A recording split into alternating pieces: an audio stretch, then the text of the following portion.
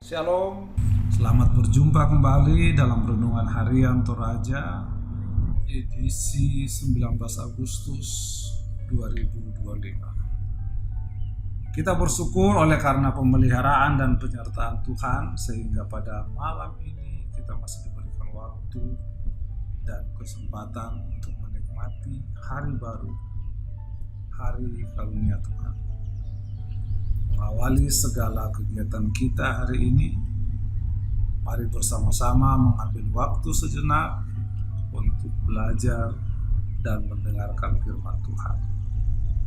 Bacaan hari ini terdapat dalam Perjanjian Baru dari Kisah Para Rasul 7 ayat 44 sampai dengan 53. Bapak Ibu silakan mempersiapkan Alkitabnya. Sebelum kita membaca, mari kita berdoa. Bapa kami dalam surga, Tuhan yang kami sembah dalam nama Yesus Kristus, Tuhan yang senantiasa memelihara hidup dan kehidupan kami, sehingga pada hari ini kami masih ada sebagaimana kami adanya. Terima kasih Tuhan bahwa semalam Tuhan telah menjaga kami dalam istirahat kami, dan pagi ini kami boleh bangun dengan tubuh yang penuh keberkatan, dan kami akan mengawali kegiatan kami. Namun sebelum itu ya Tuhan, izinkan kami untuk membaca firman-Mu. Kami ingin belajar sebagai petunjuk Tuhan yang akan menuntun kami dalam sepanjang hari ini. Tuhan dalam surga, dengarkan doa kami. Kami datang padamu dalam nama Yesus Kristus kami berdoa. Saudara-saudara yang dikasihi oleh Tuhan, mari kita baca firman Tuhan dari Kisah Para Rasul 7 ayat 44 sampai dengan 53. Firman Tuhan berbunyi demikian: Kemah kesaksian ada pada nenek moyang kita di padang gurun, seperti yang diperintahkan Allah kepada Musa untuk membuatnya menurut contoh yang telah dilihatnya. Kemah itu yang diterima nenek moyang kita dan yang dengan pimpinan Yosua dibawa masuk ke tanah ini, yaitu waktu tanah ini direbut dari bangsa-bangsa lain yang dihalau Allah dari depan nenek moyang kita. Demikianlah sampai kepada zaman Daud. Daud telah mendapat kasih karunia di hadapan Allah, dan ia memohon supaya ia diperkenankan untuk mendirikan suatu tempat kediaman bagi Allah Yakub. Tetapi Salomo lah yang mendirikan sebuah rumah untuk Allah. Tetapi yang Maha Tinggi tidak diam di dalam apa yang dibuat oleh tangan manusia, seperti yang dikatakan oleh Nabi. Langit adalah takhtaku dan bumi adalah tumpuan kakiku. Rumah apakah yang akan kamu dirikan bagiku? Demikian firman Tuhan. Tempat apakah yang akan menjadi perhentianku? Bukankah tanganku sendiri yang membuat semuanya ini? Hai orang-orang yang keras kepala dan yang tidak bersunat hati dan telinga, kamu selalu menentang Roh Kudus, sama seperti nenek moyangmu. Demikian juga kamu. Siapakah dari nabi-nabi yang tidak dianiaya oleh nenek moyangmu?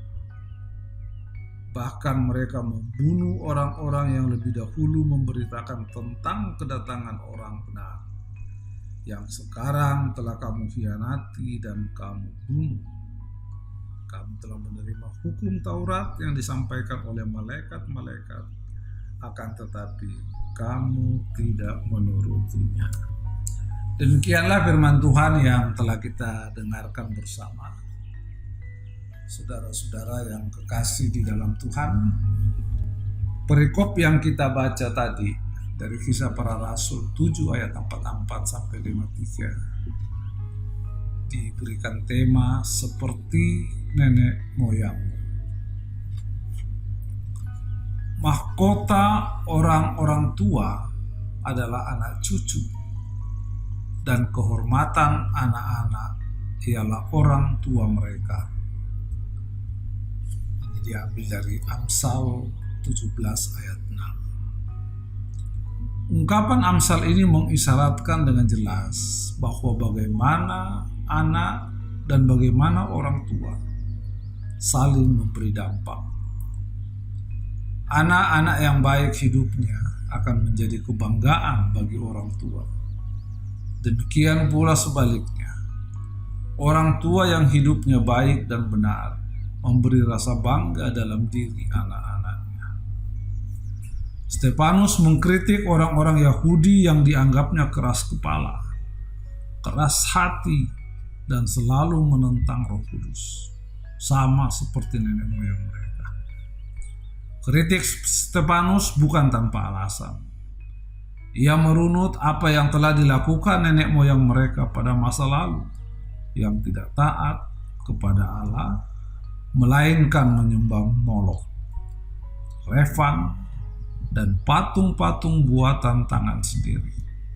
Sementara orang-orang Yahudi pada masa Stefanus mengaminkan Taurat, tetapi tidak menurutinya. Stefanus yang penuh kuasa Roh Kudus mengkritik cara hidup yang tidak berubah, yang tetap sama dengan yang dipraktekkan oleh orang-orang Yahudi yang tidak berkenan kepada Allah. Dengan berani Stefanus menuduh mereka telah membunuh orang benar, sama seperti nenek moyang mereka yang telah menganiaya nabi-nabi yang mengatakan kebenaran Allah. Kalau apa yang diungkapkan oleh Amsal merujuk pada rasa bangga yang positif antara anak cucu dengan nenek moyangnya, maka kritik Stefanus kepada orang-orang Yahudi adalah rasa bangga yang tak patut karena mewariskan nilai yang tidak benar di hadapan Allah. Kita berharap orang tua kita pada masanya dan kita yang hidup saat ini serta anak-anak kita mewarisi nilai-nilai yang baik dan benar. Amin. Kiranya renungan harian yang sudah sama-sama kita dengarkan bersama bisa menjadi pedoman kita dalam menjalani hari ini. Dan sebelum kita beraktivitas, mari kita berdoa. Terima kasih Tuhan bahwa pada hari ini Tuhan telah memberikan waktu yang indah bagi kami sehingga mengawali aktivitas kami di hari ini. Kami boleh mendengarkan firman Tuhan, kami boleh mempercakapkan apa yang kami baca, apa yang kami percakapkan hari ini ya Tuhan. Kiranya boleh menjadi suluh dan pedoman bagi kami dalam kami menjalani seluruh aktivitas kami, pribadi lepas pribadi, di sepanjang hari ini. Tuhan tolong kami, Tuhan kuasailah kami di hari ini ya Tuhan, agar kami boleh berjalan bersama. Peganglah tangan kami Tuhan, jagailah kami, sehingga kami boleh lepas dari cobaan-cobaan yang kami tahu siap untuk menggoda kami, untuk mencobai kami. Tetapi apabila kami berserah hanya kepada Tuhan saja, kami dapat menjalani itu dengan penuh keyakinan bahwa Tuhan ada bersama-sama dengan kami. Bapa kami dalam surga, tak lupa kami juga berdoa akan jemaat Laharui, khususnya dalam rangka pembangunan rumah Tuhan yang saat ini tengah berlangsung.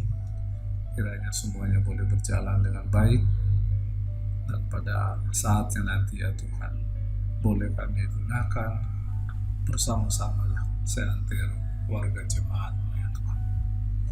Tuhan dengarkan doa kami. Ampunilah kami akan segala dosa dan kesalahan kami. Dengar kami yang datang padamu Bapa. Di dalam nama Yesus Kristus kami berdoa. Amin.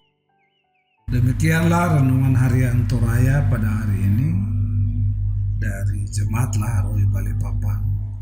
Kiranya kita semua tetap setia mendengarkan firman Tuhan dan senantiasa diberkati oleh Tuhan dalam menjalani hari-hari di kehidupan kita. Sampai jumpa pada renungan harian berikutnya. Tuhan Yesus memberkati. Shalom.